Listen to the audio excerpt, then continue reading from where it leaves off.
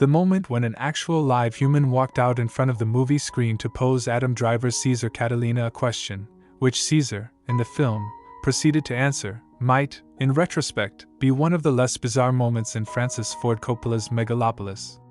The director's supreme dream project, which he's been trying to get off the ground for 4 decades, arrives at contrailing clouds of speculation, skepticism, and controversy.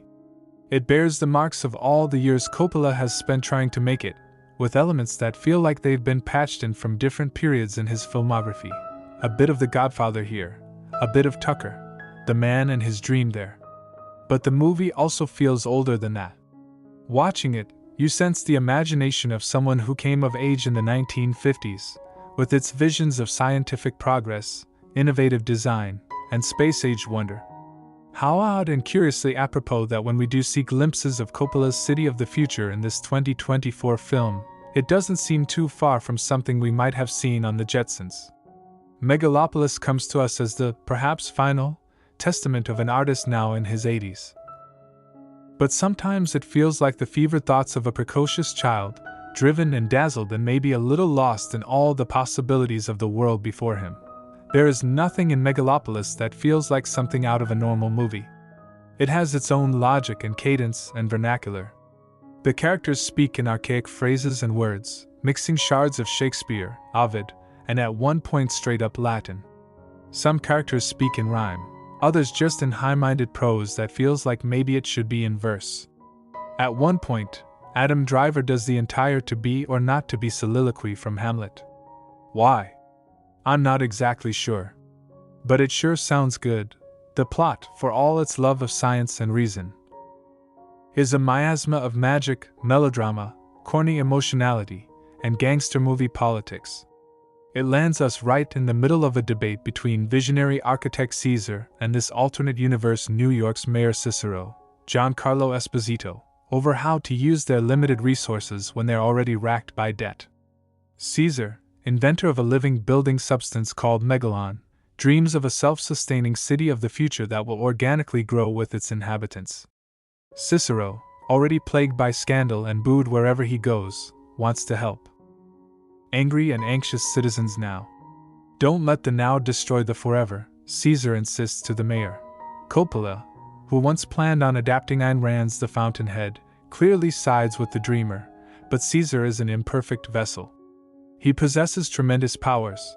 In the film's bravura opening sequence, we see him stop time as he leans precariously off the Chrysler building, but he's also an egomaniac, absorbed in his own brilliance and unable to compromise or care for those below him.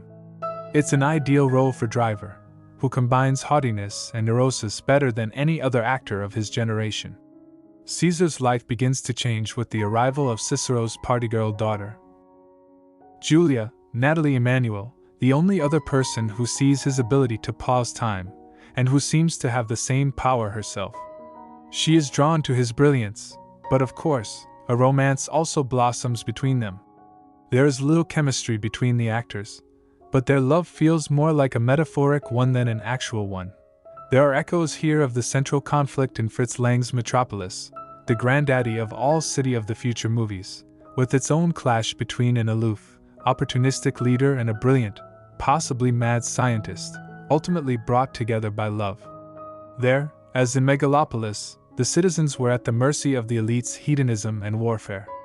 But Coppola spends more time among the elites than Lang, who sent his protagonist into the caves beneath Metropolis to witness the physical and spiritual toll of the industrial utopia above. Of course, extended visions of squalor and despair would have worked against this cinematic ode to those who dream of the future. But this is a movie about ideas more than people. Everything in it feels purposefully unreal and fanciful, as if the whole thing were taking place inside its creator's head. It basically is. Coppola is more interested in the debate over the future than he is in presenting any answers. At the same time. Meanwhile, Crassus's constantly shape-shifting grandson, Clodio, Shia LaBeouf, in ever-rotating costumes, schemes to inherit all the family money for himself, ingratiating himself into the city's subcultures in an effort to gain influence.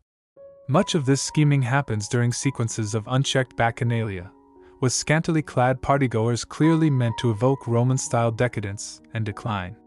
At their best, these scenes have an otherworldly inventiveness that gets at their intoxicating, anything-goes appeal. At their worst, they come across as choppy shots of awkward extras gyrating listlessly. Megalopolis is often caught between its own dreams and what is merely possible. It certainly has moments of dazzling invention. When Caesar travels by night into the darker, less glitzy corners of the city, he passes by giant animated statues. Blind Justice leans exasperatedly against a wall, her scales tipping wildly off balance. A figure of a man in chains holding a tablet totters, the tablet breaking into pieces.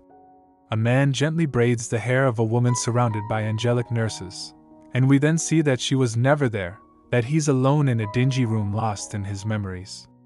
By the time the aforementioned live audience element arrives, and who knows if that will be replicated when the movie gets released in actual theaters, it's certainly notable, but it's so in keeping with the film's incessant, go-for-broke quality that the audience accepts it matter-of-factly. Oh. So that happened. The occasional dissolves that made the fever dreams of Apocalypse Now and Bram Stoker's Dracula so gorgeously disorienting here take over entire sequences.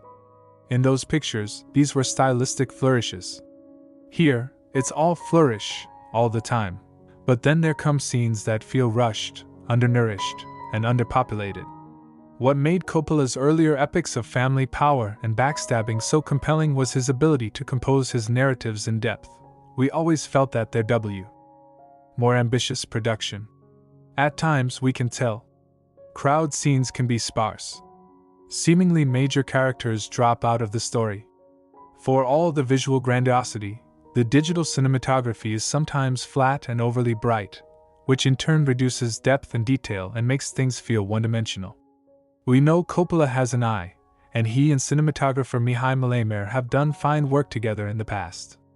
Maybe there are future cuts of this film that will flesh things out more. Or maybe sometimes the reality of the now just defeats the possibilities of the forever. Megalopolis is filled with quotations and lines that feel like quotations. Among the aphorisms that drift in is one attributed to Marcus Aurelius: "The object of life is not to be on the side of the majority, but to escape finding oneself in the ranks of the insane." Interestingly, the quote does not appear anywhere in Marcus Aurelius. Apparently, Leo Tolstoy once cited it as coming from the Stoic Roman emperor, and everybody just accepted that as fact. So, it's a fake quote. But a beautiful one nonetheless, presumably warning against the dangers of going with the crowd but also of the dangers of going mad in one's opposition to the crowd. But hearing it in this film, I imagined an extra comma in there, between escape and finding. The object of life is not to be on the side of the majority, but to escape, finding oneself in the ranks of the insane. It totally reverses the meaning. But it would be in keeping not just with this movie but Coppola's career in general. Over and over again, he very consciously leaps over the edge with each new project. He admitted to going insane making Apocalypse Now. I've written elsewhere that I thought he'd lost his mind with Bram Stoker's Dracula, a movie I now consider a masterpiece. Surely the man who staked his entire studio on one from the heart, the beautiful, woozy, unforgettable, financially dead on arrival one from the heart, wasn't thinking clearly. In